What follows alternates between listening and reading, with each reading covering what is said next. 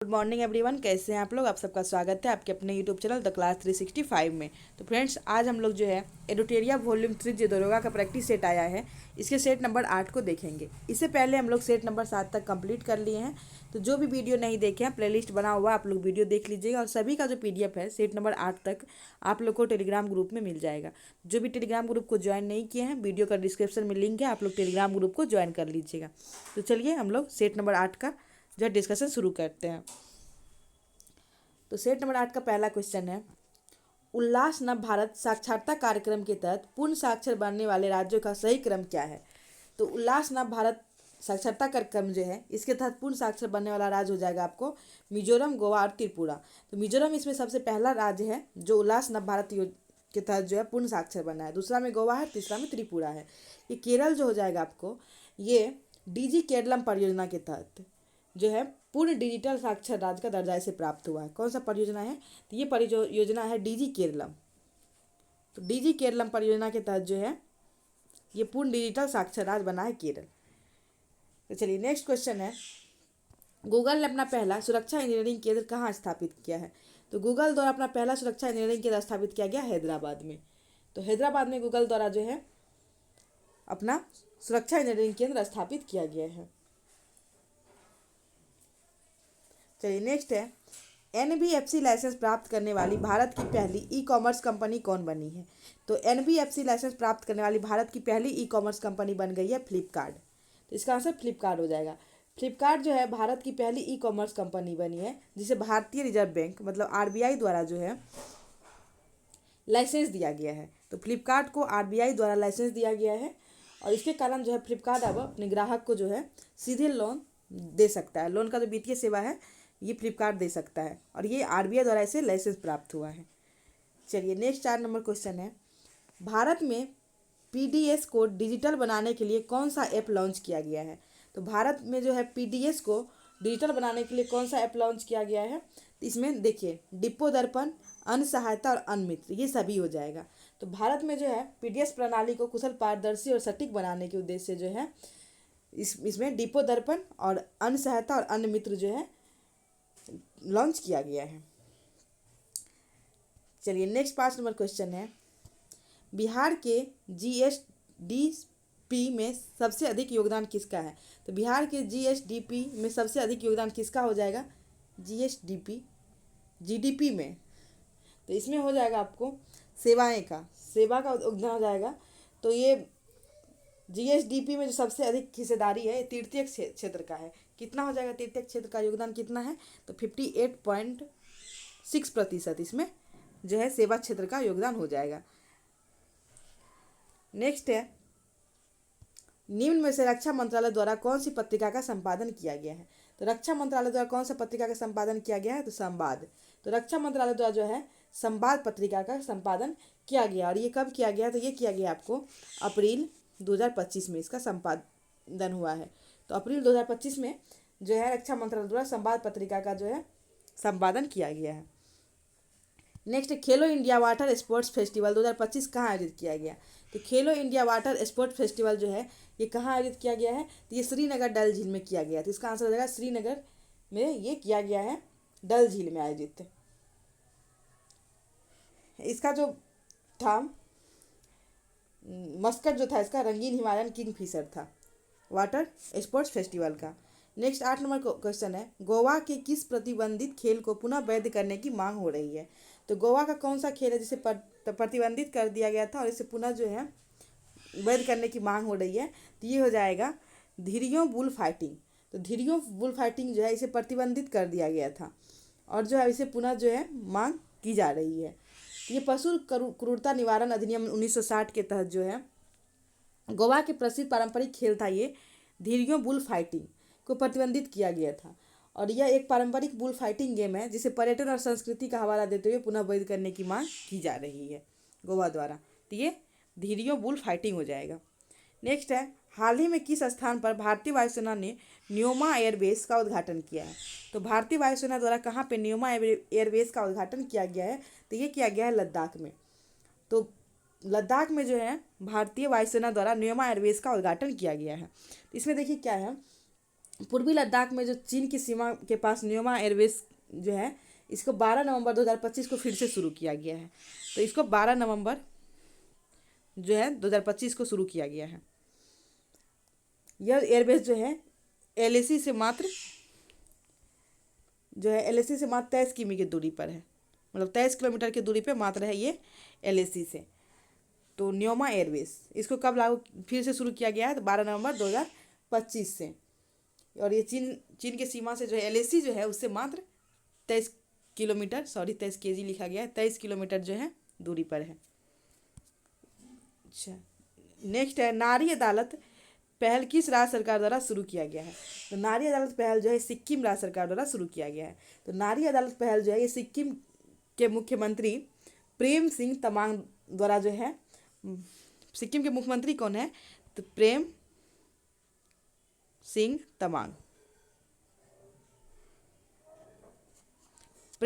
तमांग द्वारा जो है, ये सीएम है सिक्किम के, प्रेम सिंह तमांग द्वारा शुरू किया गया है महिलाओं के जो है मामलों को सुलझाने के लिए। नारी अदालत की शुरुआत सिक्किम द्वारा किया गया और वहाँ के सीएम कौन है? प्रेम सिंह तमांग। नेक्स्ट चलिए 11 नंबर क्वेश्चन। 11 नंबर क्वेश्चन है भारत का पहला सतत विमानन ईंधन संयंत्र कहाँ स्थापित किया जा रहा है? तो भारत का पहला सतत विमानन ईंधन संयंत्र कहाँ स्थापित किया जा रहा है? तो ये किया जा रहा है पानीपत में। तो पानीपत में जो है भारत का पहला सतत विमानन जो है ईंधन संयंत्र स्थापित किया जा रहा है। और ये कहाँ है? तो ये हरियाणा में है। तो पानीपत हरियाणा में स्थापित किया जा रहा है। नेक्स्ट है आकाश तीर क्या है? तो आकाश तीर क्या है? तो आकाश तीर जो है यह एआई आधारित ऑटोमेटिक एयर डिफेंस है। तो आकाश तीर जो है यह एक एआई आधारित ऑटोमेटिक एयर डिफेंस है। तो आकाश तीर भारत की एक आधुनिक एवं स्वचालित वायु रक्षा प्रणाली है। आधुनिक और स्वचालित रक्षा प्रणाली है और जो दुश्मन को जो है विमानों और ड्रोनों और मिसाइल को पता लगाने और उन्हें ट्रैक करने के लिए, नष्ट करने के लिए एआई का उपयोग करती है। तो ये जो है दुश्मनों का जो है विमान और ड्रोन का पता लगाने के लिए और उसे ट्रैक करने के लिए जो उपयोग में आती है। नेक्स्ट चलिए 13 नंबर क्वेश्चन। नेक्स्ट है वेब शिखर सम्मेलन 2025 के बारे में क्या सही है? तो वेब शिखर सम्मेलन के बारे में चलिए देखते हैं। इसका आयोजन मुंबई में किया गया। यह भारत सरकार के सूचना और प्रसारण मंत्रालय द्वारा आयोजित किया जाता है। तो इसका आयोजन मुंबई में किया गया, ये सही है। और यह भारत सरकार के सूचना एवं प्रसारण मंत्रालय द्वारा आयोजित किया जाता है, ये भी सही है। नेक्स्ट यह भारत की जीडीपी में रचनात्मक अर्थव्यवस्था की भूमिका को दर्शाता है, तो ये भी सही है। तो वेब शिखर सम्मेलन के बारे में जो है उपरोक्त सभी कथन सही है।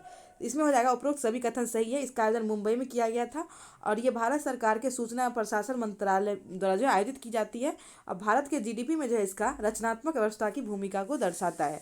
ये सभी वेब शिखर सम्मेलन 2025 के बारे में सही है।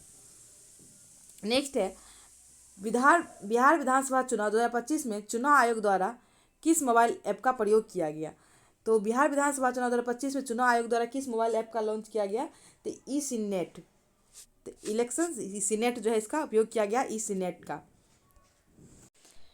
नेक्स्ट है लद्दाख की आधिकारिक भाषा का दर्जा किसे प्राप्त नहीं है? तो लद्दाख का जो आधिकारिक भाषा का दर्जा है किसे प्राप्त नहीं है इसमें से? तो ये हो जाएगा डोगरी। तो डोगरी को जो है लद्दाख का आधिकारिक भाषा का दर्जा प्राप्त नहीं है। अभी जो है रिसेंटली राष्ट्रपति द्वारा जो है लद्दाख में आधिकारिक भाषा विनिमय के तहत 5 भाषा को जो है लद्दाख का आधिकारिक भाषा घोषित किया है गया। इसमें जो है इंग्लिश है, इंग्लिश के बाद हिंदी है, इंग्लिश, हिंदी, उर्दू और भोटी है, भोटी और पुर्गी लद्दाख का भाषा है पुर्गी। तो ये जो है इस 5 को लद्दाख का आधिकारिक भाषा अभी जो है दर्जा दिया गया है। इसमें डोगरी को जो है नहीं होगा। तो इसमें देखिए हिंदी, उर्दू, पुर्गी और हिंदी, उर्दू, पुर्गी के बाद क्या है? भोटी और इंग्लिश। ये 5 भाषा को लद्दाख का आधिकारिक भाषा का दर्जा दिया गया है राष्ट्रपति द्वारा। नेक्स्ट है विश्व बैंक द्वारा जारी रिपोर्ट के अनुसार 2022-23 में भारत में अत्यधिक गरीबी दर कितना प्रतिशत है? तो 2022-23 में जो है विश्व बैंक का जो रिपोर्ट जारी किया गया है इसके अनुसार भारत में गरीबी दर हो गया है 5.3%। तो इसका आंसर हो जाएगा 5.3%। नेक्स्ट है भारत की राष्ट्रपति द्रौपदी मुर्मू ने की एडीएस नियुक्त होने वाली पहली महिला अधिकारी कौन बनी है? तो राष्ट्रपति की जो है एडीएस नियुक्त होने वाली पहली महिला अधिकारी कौन बन गई है? तो ये बन गई यशस्वी सोलंकी। तो यशस्वी सोलंकी जो है ये राष्ट्रपति की जो है एडीएस नियुक्त होने वाली पहली महिला अधिकारी बन गई है। ये जो है 27 वर्षीय है, 27 ईयर, तो 27 वर्षीय है। और ये जो नौसेना में लेफ्टिनेंट कमांडर जो है राष्ट्रपति की ये एडीएस के रूप में नियुक्त हो गई है। राष्ट्रपति के पास जो होता है भारतीय सेना के तीन सेनाओं मतलब 3 नौसेनाओं से जो एक वायुसेना में कुल जो है 5 एडीएस होते हैं, जिसमें एसएससी से रंग की जो गुजरात की भरूच की है। नेक्स्ट है संयुक्त राष्ट्र महासभा ने वर्ष 2026 में कौन सा वर्ष घोषित किया है। संयुक्त राष्ट्र महासभा द्वारा जो है 2026 को कौन सा वर्ष घोषित किया गया है, तो ये वर्ष अंतर्राष्ट्रीय महिला किसान का वर्ष। तो संयुक्त राष्ट्र महासभा द्वारा जो है वर्ष 2026 को अंतर्राष्ट्रीय महिला किसान वर्ष घोषित किया गया है। नेक्स्ट है एआई एक्शन समिट 2025 की मेजबानी कौन कर रहा है। तो एआई एक्शन समिट 2025 का मेजबानी पेरिस द्वारा किया जा रहा है। तो एआई एक्शन समिट 2025 का मेजबानी पेरिस द्वारा किया जा रहा है। नेक्स्ट है राजकोषीय स्वास्थ्य सूचकांक FHI 2025 में कौन सा राज्य शीर्ष पर रहा। तो राजकोषीय स्वास्थ्य सूचकांक में कौन सा राज्य शीर्ष पर रहा है, इसमें शीर्ष पे ओडिशा रहा है। तो ओडिशा शीर्ष पर रहा है। दूसरा स्थान पे जो है इसमें छत्तीसगढ़ रहा है और तीसरा स्थान पर गोवा रहा है। तो ओडिशा पहला स्थान पर रहा है, छत्तीसगढ़ दूसरा स्थान पर रहा है और गोवा तीसरा स्थान पर रहा है। इसमें इसका आंसर ओडिशा हो जाएगा। नेक्स्ट है शेयर का बाजार नियम निम्नलिखित में से किससे संबंधित है। तो शेयर का बाजार नियम किससे संबंधित है, तो ये संबंधित है पूर्ति अपनी मांग उत्पन्न करती है। तो शेयर का बाजार नियम जो है यह मानता है कि पूर्ति अपनी मांग उत्पन्न करती है और उत्पादक वस्तुएं उत्पादित करता है। तो ये पूर्ति अपनी मांग उत्पन्न करती है, शेयर का बाजार नियम है। नेक्स्ट है मांग वक्र के साथ संचलन को क्या कहा जाता है। तो मांग वक्र के साथ संचलन को क्या कहा जाता है, तो इसको कहा जाता है मांग का बढ़ना और घटना। तो मांग वक्र के साथ संचलन को कहा जाता है मांग का बढ़ना और घटना। नेक्स्ट है विपणन क्षेत्र में यूएसपी क्या होता है। तो विपणन क्षेत्र में यूएसपी क्या होता है, तो ये होता है उत्पादन के विश्वव्यापी मानक। तो उत्पादन के विश्वव्यापी मानक होता है यूएसपी। नेक्स्ट है किसी एक टैक्स का लक्षण समस्त इक्विटी होती है यदि उसकी देयता, तो क्या होगा, उसकी देयता जो है करदाताओं की आय की समानुपातिक हो। तो किसी कर्ज का जो है लक्षण समस्त एक्टिविटी तब होती है जब उसका देयता करदाताओं की आय की समानुपाती हो। नेक्स्ट 25 नंबर क्वेश्चन है पट्टे पर देने वाली कंपनी निम्नलिखित से किसे उपलब्ध कराती है। तो पट्टे पर देने वाली कंपनी जो है क्या चीज़ें उपलब्ध कराती है, तो किराए पर मशीन और पूंजीगत उपस्कर। तो पट्टे पर देने वाली कंपनी जो है ये किराए पर मशीन और पूंजीगत उपस्कर जो है उपलब्ध कराती है। नेक्स्ट है हाइड्रोकार्बन ईंधन जलाते समय यदि हम अत्यधिक काले धुएं के साथ पीली लपट देखें तो इसका अर्थ है कि ईंधन, तो इसका अर्थ क्या होगा, इसका अर्थ होगा ईंधन असंतृप्त हाइड्रोकार्बन से बना है।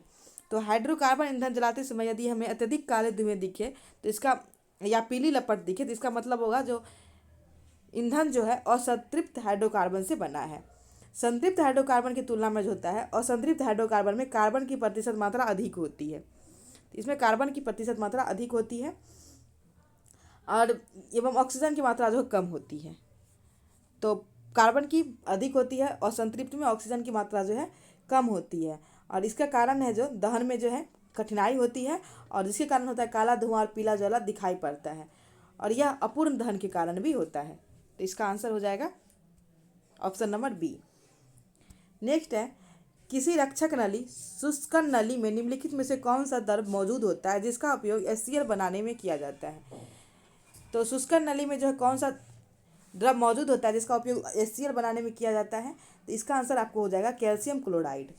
तो कैल्शियम क्लोराइड का उपयोग जो है रक्षक नली में अवशोषक के रूप में किया जाता है और ये जो है आर्द्रता वाले दिनों में वायु की उपस्थिति आर्द्रता को अवशोषित करके HCl का निर्माण करती है। तो इसमें कैल्शियम क्लोराइड हो जाएगा।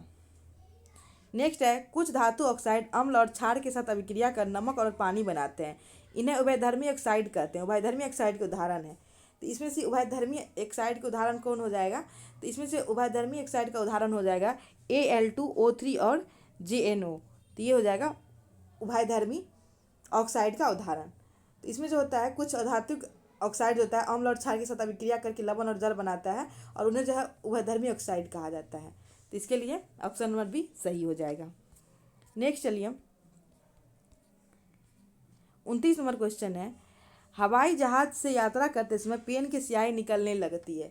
तो हवाई जहाज से यात्रा करते समय जो है पेन की स्याही निकलने लगती है।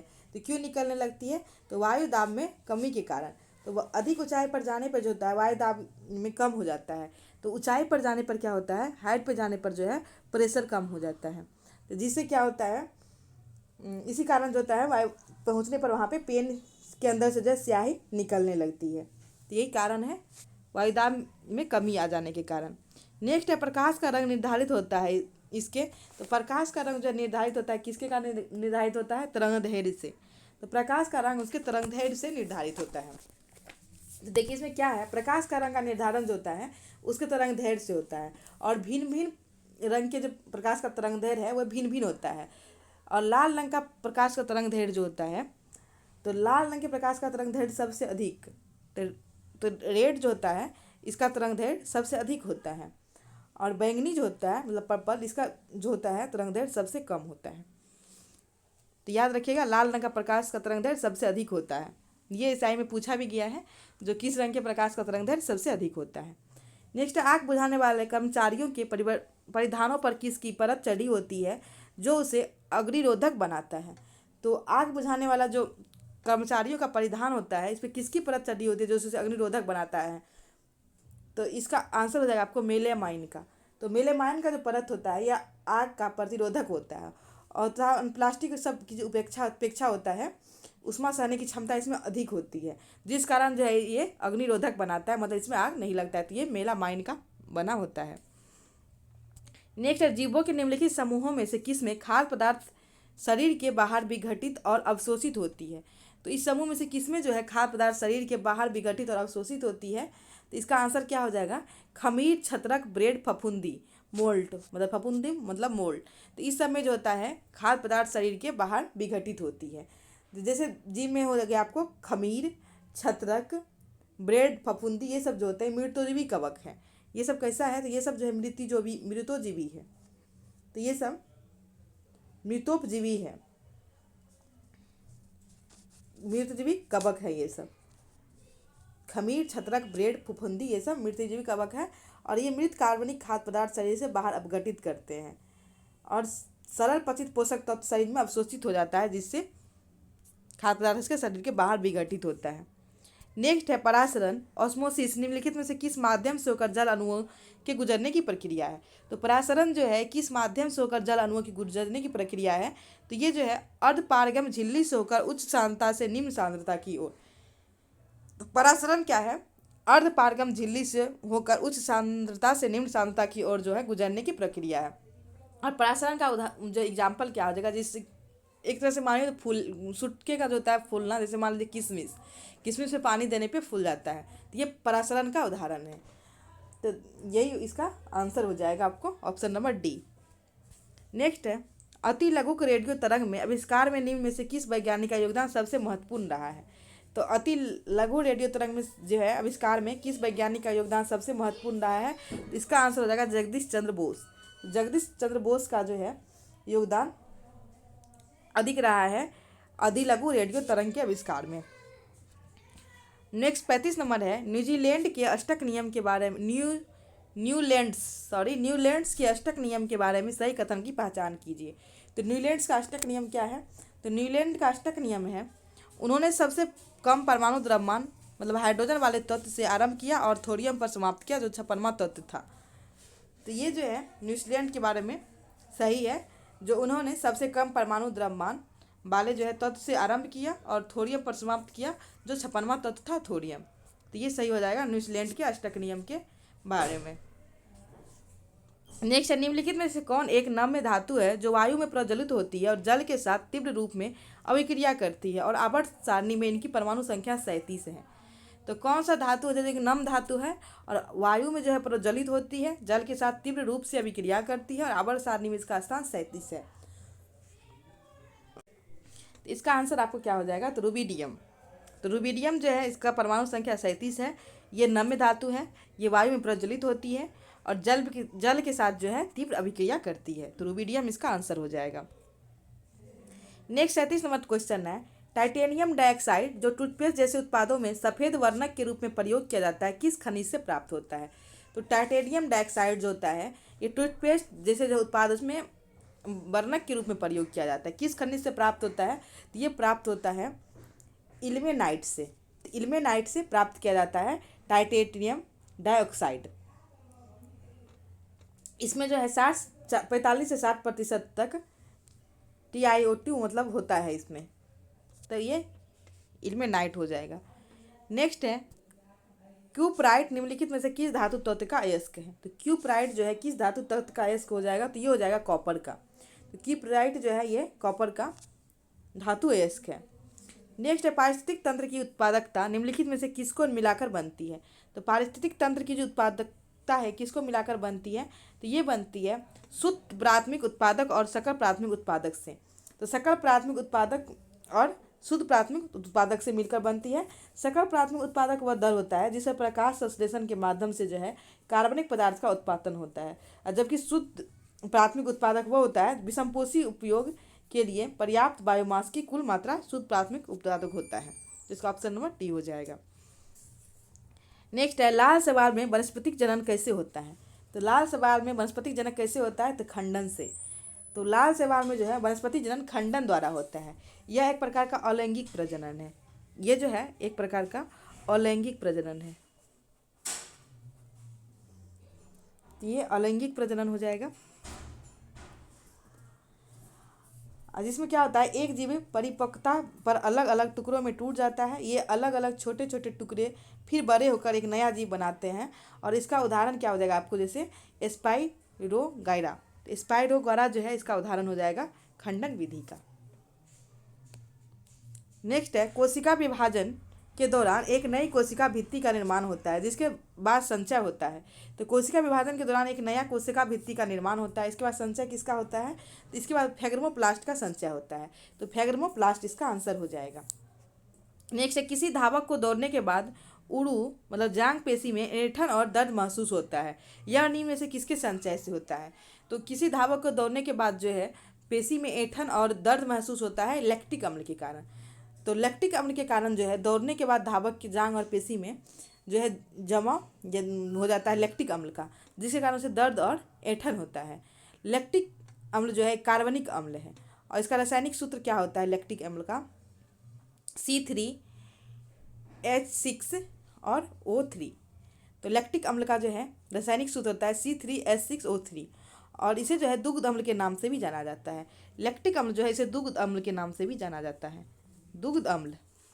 तो लैक्टिक अम्ल को दूध अम्ल के नाम से भी जाना जाता है। इसी कारण जो है धावक को दौड़ने के बाद जो है पेशी में दर्द होता है, और इसका जो रासायनिक सूत्र है C3H6O3 होता है। नेक्स्ट है, ईस्ट का उपयोग वाइन और बियर उद्योग में किया जाता है क्योंकि। तो ईस्ट का उपयोग वाइन और बियर उद्योग में किया जाता है, क्यों किया जाता है, ये इसलिए किया जाता है कि ये अवायवीय रूप से अल्कोहल का उत्पादन करता है। तो ईस्ट जो है यह अवायवीय रूप से अल्कोहल का उत्पादन करता है। ईस्ट का उपयोग किया जाता है वाइन एवं बियर उद्योग में, इसलिए किया जाता है क्योंकि यह अवायवीय रूप से अल्कोहल का उत्पादन करता है। ऑप्शन नंबर सी इसका सही हो जाएगा। नेक्स्ट है, निम्नलिखित में से कौन सा पौधों में मजबूत सरल अस्थायी उत्तक का एक समूह है। तो पौधा में कौन इसमें जो है मजबूत सरल अस्थायी उत्तक का एक समूह है, तो इसका आंसर आपको क्या हो जाएगा, पेरेनकाइमा, कोलेनकामा और स्क्लेरेनकामा। तो पेरेनकाइमा, स्क्लेरेनकामा और कोलेनकामा जो है ये पौधों में सरल अस्थायी उत्तक का जो है एक समूह है। और जटिल अस्थायी उत्तक होता है, इसमें क्या आता है, तो जटिल अस्थायी उत्तक जो होता है इसमें जाइलम और फ्लोएम आता है, जाइलम और फ्लोएम। तो जाइलम और फ्लोएम जो है यह जटिल अस्थायी उत्तक में आता है। जाइलम जो है पौधे के में जो है जल और खनिज पदार्थ को पहुंचाता है, फ्लोएम जो है यह प्रकाश संश्लेषण के उत्पाद को जो है पेड़ पौधों में पहुंचाता है। तो जटिल जो उत्तक हो जाएगा ये हो जाएगा जाइलम फ्लोएम, और सरल अस्थायी उत्तक में हो जाएगा पेरेनकामा, कोलेनकामा और स्क्लेरेनकामा। तो इसका आंसर ऑप्शन नंबर ए हो जाएगा। नेक्स्ट है, हाइड्रोपोनिक्स क्या है। तो हाइड्रोपोनिक्स क्या है, तो हाइड्रोपोनिक्स जो है मृदा संवर्धन रहित पौधा है। तो हाइड्रोसनिक है मृदा संवर्धन रहित पौधा। मृदा संबंधक रहित पौधा क्या होता है, बिना मिट्टी के पौधे उगाने की विधि है जिसमें पौधा खनिज घोल के से उनके पोषक तत्व प्राप्त करते हैं। यह विधि साग सब्जी और जड़ी बूटियों को उगाने के लिए उपयुक्त किया जाता है, क्योंकि इसके जड़ गहरी नहीं होती है। तो इसमें मृदा का उपयोग नहीं होता है, जड़ गहरी नहीं होती है।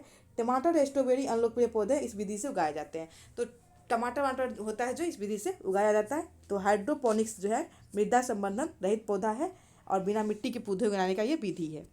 नेक्स्ट है, कश्मीर के इतिहास से संबंधित पुस्तक राजतरंगिणी किस शासक के संरक्षण में लिखा गया था। तो राजतरंगिणी जो है किस शासक के संरक्षण में लिखा गया था, तो ये लिखा गया था राजा जयसिंह के संरक्षण में। तो राजतरंगिणी राजा जयसिंह के संरक्षण में लिखा गया था। और राजतरंगिणी जो है कलहन द्वारा रचित जो है पुस्तक है। राजतरंगिणी के लेखक कौन है, तो कलहन हो जाएंगे। तो कलहन जो है द्वारा रचित पुस्तक है। इसमें जो है कश्मीर के लोहार वंश के बारे में जानकारी मिलती है, कश्मीर के लोहार वंश। और एक बात, राजतरंगिणी जो है, राजतरंगिणी में केवल 8 अध्याय हैं, कुल इसमें 8 अध्याय है और 8000 श्लोक हैं। तो 8000 श्लोक हैं, तो इसमें 8000 श्लोक और 8 अध्याय है राजतरंगिणी में, और कलहन द्वारा लिखा गया है। और ये लोहार वंश की जानकारी देता है कश्मीर का, और ये राजा जयसिंह के संरक्षण में लिखा गया है।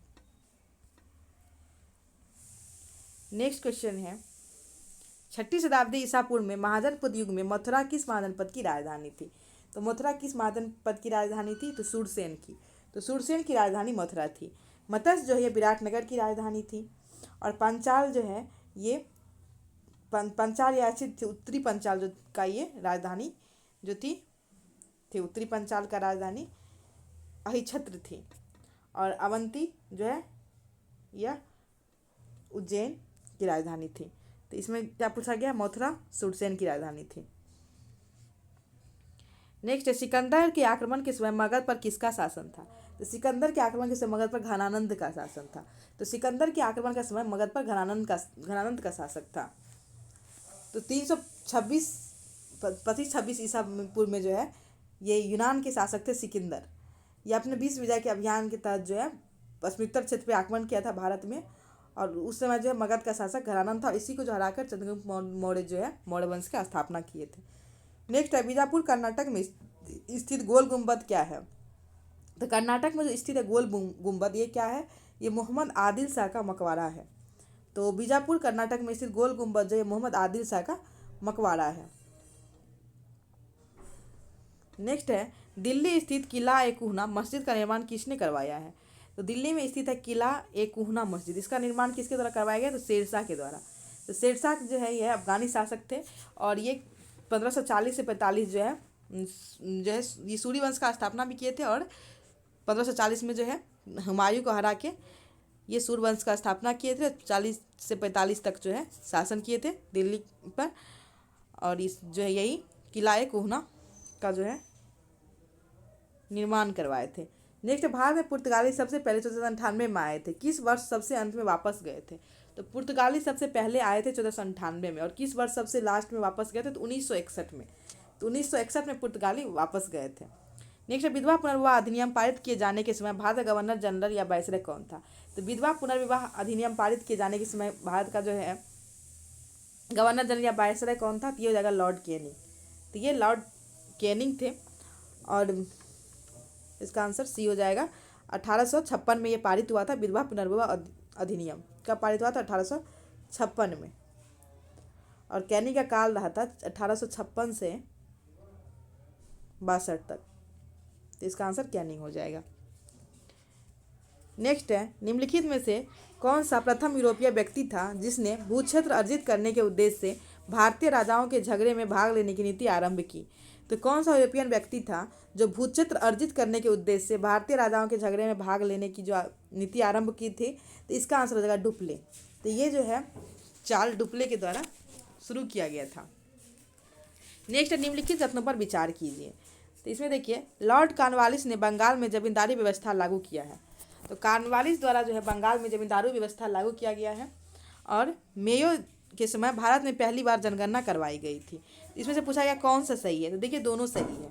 कॉर्नवालिस द्वारा जो है जमींदारी व्यवस्था लागू किया गया था, और मेयो जो है पहली बार जनगणना करवाई थी। ये दोनों कथन इसमें सही हो जाएगा। इसमें जो है दोनों कथन सही है। नेक्स्ट, निम्नलिखित में से किस स्थान पर 1857 के विद्रोह के समय अंग्रेजों ने आपातकालीन मुख्यालय बनाया था। तो किस स्थान पर अंग्रेजों के द्वारा जो है 1857 की क्रांति के समय बनाया गया था आपातकालीन मुख्यालय, तो ये हो जाएगा इलाहाबाद में। तो इलाहाबाद में 1857 ईस्वी की क्रांति के समय जो है आपातकालीन मुख्यालय बनाया गया था। नेक्स्ट, भारत में विभाजन 1947 में भारतीय राष्ट्रीय कांग्रेस के अध्यक्ष कौन थे? तो भारत में जो विभाजन हुआ था 1947 में, इस समय भारतीय राष्ट्रीय कांग्रेस के अध्यक्ष कौन थे? तो ये थे जे.बी. कृपलानी। तो जे.बी. कृपलानी अध्यक्ष थे उस समय इंडियन नेशनल कांग्रेस के। नेक्स्ट है, बांडीवास का युद्ध कब लड़ा गया था? तो बांडीवास का युद्ध कब लड़ा गया था? तो 1760 में। तो बांडीवास का युद्ध 1760 में लड़ा गया था। और ये किसके किसके बीच हुआ था? ये ब्रिटिशर और फ्रांसीसी के बीच हुआ था। और यही जो है फ्रांसीसी का भारत में निर्णायक युद्ध था, और इसके बाद जो है इनका अंत हो गया था। तो 1760 में बांडीवास का युद्ध लड़ा गया था फ्रांसीसी और ब्रिटिशर के बीच। अंग्रेजी सेना का नेतृत्व आयरकुट कर रहा था, और फ्रांसीसी सेना का नेतृत्व जो है काउंट डी लाली के द्वारा किया जा रहा था। इसका आयरकुट कर रहा था और इसका लाली कर रहा था, और लाली को जो अंग्रेज लाल कर दिए थे। नेक्स्ट है, भारत में राष्ट्रीय मतदाता दिवस किस तिथि को मनाया गया? तो भारत में राष्ट्रीय मतदाता दिवस किस तिथि को मनाया गया था? तो 25 जनवरी को। तो भारत में राष्ट्रीय मतदाता दिवस किस तिथि को मनाया गया था? तो 25 जनवरी को। राष्ट्रपति के अध्यादेश पारित करने की शक्ति वर्णित है। अध्यादेश पारित करने की शक्ति कितना आर्टिकल में? तो 123 आर्टिकल में वर्णित है राष्ट्रपति को अध्यादेश जारी करने की शक्ति। नेक्स्ट है, भारत में संघीय न्यायालय की स्थापना किस अधिनियम द्वारा की गई थी? तो भारत में संघीय न्यायालय की स्थापना भारत सरकार अधिनियम 1935 के द्वारा की गई थी। तो संघीय न्यायालय की स्थापना 1935 के द्वारा की गई थी। नेक्स्ट, राज्यसभा धन विधेयक को कितने दिनों तक अपने पास लंबित रख सकता है? तो राज्यसभा धन विधेयक को कितने दिन तक अपने पास लंबित रख सकता है? तो 14 दिन। तो राज्यसभा जो है धन विधेयक को अधिकतम 14 दिन तक रोक सकता है, और इस अवधि तक जो है राज्यसभा विधेयक वापस नहीं करती है तो उसे धन विधेयक जो है दोनों सदनों से पारित मान लिया जाएगा, मतलब स्वतः पारित हो जाएगा। तो राज्यसभा को जो है धन विधेयक के संबंध में कोई विशेष शक्ति प्रदान नहीं है। भारतीय संविधान की उद्देशिका में न्याय के कितने स्वरूप की चर्चा की गई है? तो भारतीय संविधान की उद्देशिका में जो है न्याय के 3 स्वरूप की चर्चा की गई है। 3 स्वरूप में कौन कौन सा न्याय है? सामाजिक, आर्थिक और राजनीतिक। सामाजिक न्याय है, सामाजिक न्याय, आर्थिक न्याय और राजनीतिक न्याय। तो इसको देख लीजिएगा, 3 प्रकार का न्याय का जो है प्रस्तावना में चर्चा की गई है। नेक्स्ट, अनुच्छेद 3 के अंतर्गत संसद को कौन सा अधिकार प्राप्त है? तो अनुच्छेद 3 के अंतर्गत संसद को कौन कौन सा अधिकार प्राप्त है? किसी राज्य के क्षेत्र को घटा सकती है, किसी राज्य क्षेत्र का बढ़ा सकती है, किसी राज्य क्षेत्र को घटा सकती है, किसी राज्य क्षेत्र को बढ़ा सकती है, किसी राज्य की सीमाओं में नाम में परिवर्तन कर सकती है। तो ये सभी अधिकार जो है अनुच्छेद 3 के तहत संसद को प्राप्त है। निर्वाचन संबंधी प्रावधान संविधान के किस भाग में है? तो निर्वाचन संबंधी प्रावधान जो संविधान के भाग 15 में है, और आर्टिकल जो है इसमें 324 से 329 तक है। तो आर्टिकल 324 से 29 तक है, और भाग 15 में निर्वाचन संबंधी प्रावधान है। नेक्स्ट है, संसद के 2 अधिवेशनों का अंतराल कितने दिनों से अधिक नहीं होनी चाहिए? तो संसद के 2 अधिवेशनों का अंतराल कितने दिनों से अधिक नहीं होना चाहिए? तो 6 माह। तो संसद के 2 अधिवेशनों का अंतराल 6 माह से अधिक नहीं होना चाहिए। नेक्स्ट, ऑपरेशन फ्लड कार्यक्रम की शुरुआत कब हुआ था? तो ऑपरेशन फ्लड जैसे कार्यक्रम का शुरुआत जो है 1970 में हुआ था। तो ऑपरेशन फ्लड कार्यक्रम का शुरुआत जो है 1970 में हुआ था, और इसके जनक जो है डॉक्टर वर्गीज कुरियन को माना जाता है। Doctor Verghese Kurien, operation flood के जनक डॉक्टर वर्गीज कुरियन 1970 में शुरू हुआ था, और ये दूध उत्पादन से संबंधित है। नेक्स्ट, निम्नलिखित में से कौन सुमेलित नहीं है? इसमें देखिए कौन सा सुमेलित नहीं है। 9 डिग्री चैनल लक्षद्वीप और मिनिकॉय के मध्य है। 8 डिग्री चैनल 9 डंकर पास दक्षिण अंडमान और मध्य अंडमान के मध्य है। फिर है 9 डिग्री चैनल मालदीव और मिनिकॉय के मध्य है। Great channel Sumatra, Indonesia, Nicobar के मध्य है। इसमें पूछा गया कौन सुमेलित नहीं है। इसमें देखिए दक्कन पास जो है दक्षिण अंडमान और मध्य अंडमान के मध्य है, ये गलत है। दक्कन पास दक्षिणी अंडमान हो गया, और इसके बाद जो है छोटा अंडमान मतलब लिटिल अंडमान के मध्य है। तो दक्कन पास दक्षिणी अंडमान और लिटिल अंडमान के मध्य हो जाएगा, तो ये इसमें गलत हो जाएगा।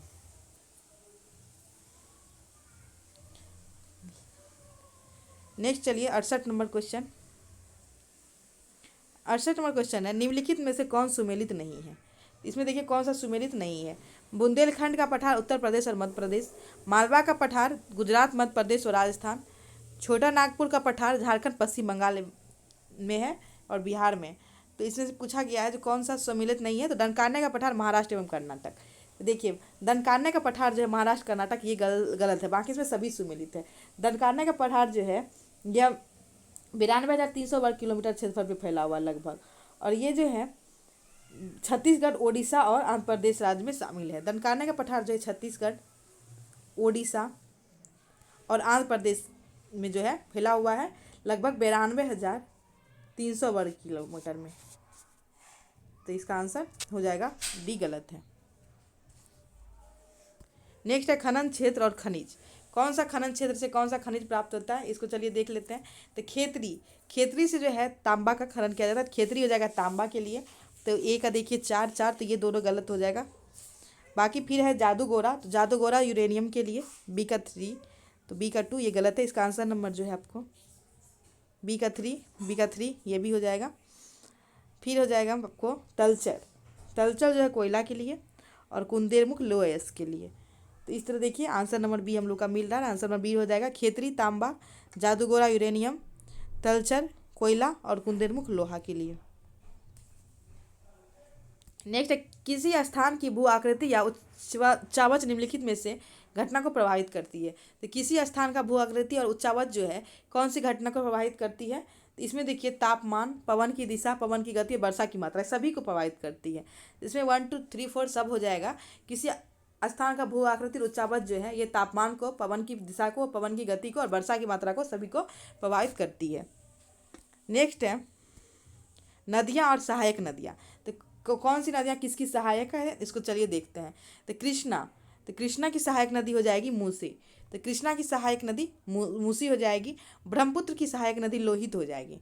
ब्रह्मपुत्र की सहायक लोहित। मेघना जो है बराक है इसकी सहायक नदी, और यमुना की सहायक नदी बेतवा हो जाएगा। तो इस तरह ऑप्शन नंबर ए हम लोग का सही है, ए का 4 और बी का 3, सी का 2 और 1। तो कृष्णा की सहायक नदी मूसी, ब्रह्मपुत्र का लोहित, और मेघना का बराक और यमुना का बेतवा। नेक्स्ट है माउंट ब्लैक किस पर्वत श्रेणी का सर्वोच्च चोटी है। तो माउंट ब्लैक जो है किस पर्वत श्रेणी का सर्वोच्च चोटी है, तो आल्पस पर्वत का। तो आल्पस का पर्वत का जो है सर्वोच्च चोटी है माउंट ब्लैक है। और आल्पस पर्वत जो है ये मध्य यूरोप का सबसे बड़ी पर्वतमाला है, और इसकी सबसे सर्वोच्च चोटी कौन हो जाएगी, माउंट ब्लैक। नेक्स्ट है कैस्पियन सागर में गिरने वाली यूरोप की सबसे लंबी नदी। तो कैस्पियन सागर में गिरने वाली यूरोप की सबसे लंबी नदी कौन सी हो जाएगी, तो ये हो जाएगी वोल्गा। तो वोल्गा नदी जो है ये यूरोप की सबसे लंबी नदी है जो कैस्पियन सागर में गिरती है। नेक्स्ट चलिए 74 नंबर क्वेश्चन है फ्रैंकफर्ट शेयर मूल्य सूचकांक किस देश के स्टॉक एक्सचेंज से संबंधित है। तो फ्रैंकफर्ट शेयर मूल्य सूचकांक जो है किस देश के स्टॉक एक्सचेंज से संबंधित है, तो जर्मनी से। इसका आंसर जर्मनी हो जाएगा। थल सेना के दक्षिणी कमान का मुख्यालय कहाँ है। तो थल सेना के दक्षिणी कमान का मुख्यालय पुणे में है। तो थल सेना के दक्षिणी कमान का मुख्यालय पुणे में हो जाएगा। नेक्स्ट है विश्व के 4 और समुद्री यात्रा करने वाले पहले व्यक्ति कौन है। विश्व के 4 और समुद्री यात्रा करने वाले पहले व्यक्ति कौन है, तो मैगलन। तो मैगलन जो है ये 4 और समुद्र का यात्रा करने वाला पहला व्यक्ति है मैगलन।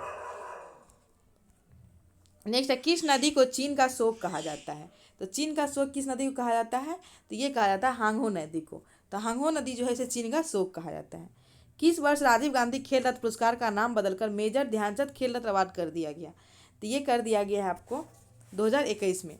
तो 2021 में राजीव गांधी खेल रत्न पुरस्कार का नाम बदलकर मेजर ध्यानचंद खेल रत्न पुरस्कार कर दिया गया है। नेक्स्ट है अल अक्सा मस्जिद कहाँ स्थित है। तो अल अक्सा मस्जिद ये कहाँ स्थित है, इजराइल में। तो अल अक्सा मस्जिद तो यह इजराइल में स्थित है। नेक्स्ट 80 नंबर है निम्नलिखित युग्म में से कौन सा सही नहीं है। इसमें देखिए कौन सा सही नहीं है, तो Mandarin Taiwan, Bangla Bangladesh, French Canada मतलब भाषा है, जावानीज इराक। तो इसमें संबंधित जो नहीं है जावानीज इराक ये गलत है। जावानीज इराक गलत है। जावानिक भाषा जो इंडोनेशिया के जावा द्वीप पर बोली जाती है, और ये इंडोनेशिया की जो है राष्ट्रीय भाषा है। मंदारिन भाषा चीन और ताइवान की प्रमुख भाषा है, और बांग्ला जो है बांग्लादेश की प्रमुख भाषा है। फ्रेंच भाषा जो कनाडा, बेल्जियम, स्विट्जरलैंड की प्रमुख है। तो इसमें ये गलत हो जाएगा। नेक्स्ट है द सेवेज माउंट किसका उपनाम है। तो द सेवेज माउंटेन जो है किसका उपनाम है, तो गॉडविन ऑस्टिन का। गॉडविन ऑस्टिन का नाम है द सेवेज माउंटेन नाम है, और इसी का नाम K2 भी है। नेक्स्ट है भारत की किस भाषा को इटालियन ऑफ द ईस्ट की संज्ञा दी गई है? तो भारत की किस भाषा को इटालियन ऑफ द ईस्ट की संज्ञा दी गई है? तो तेलुगु को। तो तेलुगु को जो है इटालियन ऑफ द ईस्ट की संज्ञा दी गई है। नेक्स्ट है, वर्ष 2011 की जनगणना के अनुसार सर्वाधिक 10 के वृद्धि वाले केंद्र शासित प्रदेश कौन है? तो सर्वाधिक 10 के वृद्धि वाले केंद्र शासित प्रदेश हैं दादर एवं नागर हवेली। नेक्स्ट है, महाभारत का फारसी में अनुवाद किस नाम शीर्षक से किया गया है? तो महाभारत का फारसी में अनुवाद जो है रजनामा नाम से किया गया है, और ये अकबर के जो दरबारी कवि थे अबुल फजल, इसके द्वारा किया गया था रजनामा के नाम से फारसी में अनुवाद।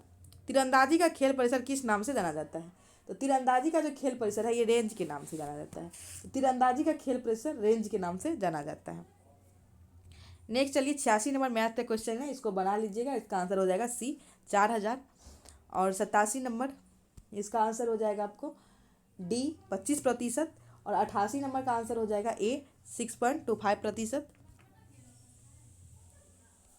और 89 का आंसर आपको हो जाएगा 89 का आंसर हो जाएगा डी 10,000। और 90 नंबर का आंसर हो जाएगा सी 4 दिन। और 91 का हो जाएगा आपको ए 300 किलोमीटर। 92 का हो जाएगा सी 52। और 93 का हो जाएगा आपको सी 20। और 94 का हो जाएगा सी 10। इसी तरह 95 का आंसर आपको हो जाएगा सी 95 का सी 185।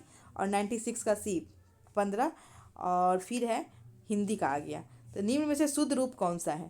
तो इसमें देखिए प्रियदर्शनी, तो कौन सा प्रदर्शनी कौन सा शुद्ध है? तो प्रदर्शनी इसमें ये नहीं होता है, गलत है। प्रदर्शनी हो गया, ये प्रदर्शनी ये भी गलत है, प्रदर्शनी होता है। तो ऑप्शन नंबर 20 सही है, प्रदर्शनी। नेक्स्ट, निम्नलिखित में से कौन सा निश्चयवाचक सर्वनाम है? तो इसमें से निश्चयवाचक सर्वनाम कौन सा हो जाएगा? तो देखिए यह और वह जो है ये दोनों निश्चयवाचक सर्वनाम है। तो यह जिस सर्वनाम का शब्द में किसी निश्चित व्यक्ति अथवा वस्तु की ओर निकटवर्ती अथवा दूरवर्ती संकेत का बोध होता है तो उसे जो है निश्चयवाचक सर्वनाम कहा जाता है। यह और वह में जो है निश्चित किसी चीज़ का जो है बोध हो रहा है, इसलिए ये और भी दोनों हो जाएगा। निम्नलिखित में से किस शब्द में उपसर्ग का प्रयोग नहीं हुआ है? तो उपसर्ग का प्रयोग किस में नहीं हुआ? तो प्रश्न जो है इसमें उपसर्ग का प्रयोग नहीं हुआ है।